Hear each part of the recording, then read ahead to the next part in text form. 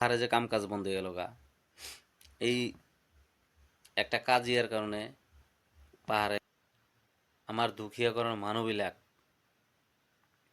এনেকা চিন্তাধারা কৰি চলক যে ৰেগুলাৰ আমাৰ ইনকাম নাই।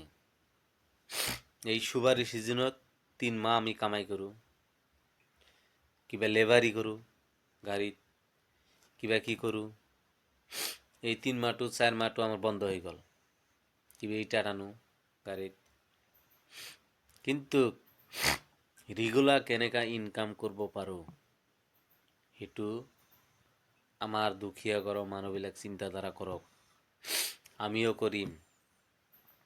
কিহৰ কাৰণে? কিছুমান অসুবিধা হলে এই দুখীয়া ঘৰৰ মানুহবিলাক হয়, কিছুমান কাজিয়া হলে দুখীয়া ঘৰৰ মানুহবিলাক কষ্ট হৈ যায়। এতিয়া যে মেঘালা যে কাজিয়াটো হল, এই দুখীয়া মানুহৰ কষ্ট হৈছে। ৰেগুলাৰ ইনকাম কেনেকৈ কৰিব পাৰোঁ এইটো চিন্তাধাৰা কৰক আমাৰ দুখীয়া শ্ৰেণীৰ মানুহবিলাক। আমিও দুখীয়া ঘৰৰ ল'ৰা, আমিও চিন্তাধাৰা কৰিম যে পাৰ্মিনাল আজি কাজিয়া হৈছে, ইনকামটো নাই, আৰু লকডাউনৰ সময় ইনকামটো নাছিল। সেইবিলাক চিন্তাধাৰা কিন্তু এই লকডাউনৰ চিন্তাধাৰাটো কিন্তু মাথায় ল'ব লাগে।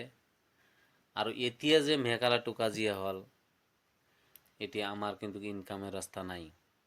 সেইটো কাৰণে আমাৰ মাথাত একটু চিন্তা কৰিব লাগিব যে সদায় ইনকাম নাথাকে, এনেকুৱা এটা ইনকাম যে সদায় যেন অলপ অলপ পইচা আহে, কিবা ঘৰতে কিবা সেইবিলাক কৰিলে, কিবা কি কৰিলে সদায় অলপ অলপ পইচা আহিলে আমাৰ সংসাৰটো চলিব।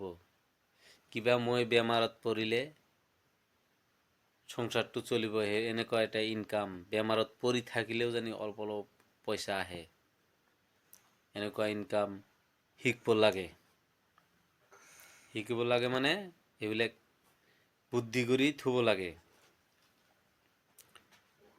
আজি ঘৰে ঘৰে কিবা না কিবা একটা ম্যানুফ্যাকচাৰি কৰে,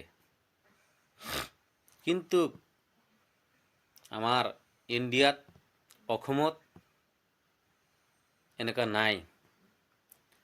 কিবা চাইনা দেশত কোনোবা খেলনা জিনিস বনাই আছে কাৰো ঘৰত, কোনোবা থালি বাচন পাতৰ থালি বনাই আছে, কোনোবা বহুত ম্যানুফ্যাকচাৰি কৰে বেলেগ বেলেগ কাণ্ট্ৰিবিলাক। আমাৰ গাঁৱত এইবিলাক নাই, অসমত নাই। আমাৰ অসমত পাৰ্মিনাল কিবা এটা ইনকাম কৰিব পাৰিলেহে আমি বেমাৰত থাকিলেও ইনকামটো আহি থাকিব, সংসাৰটো ভাল কৰি চলিব। সেনেকা একটা চিন্তাধাৰা লৈ সবাই আগবাঢ়ক। জয় আই অসম।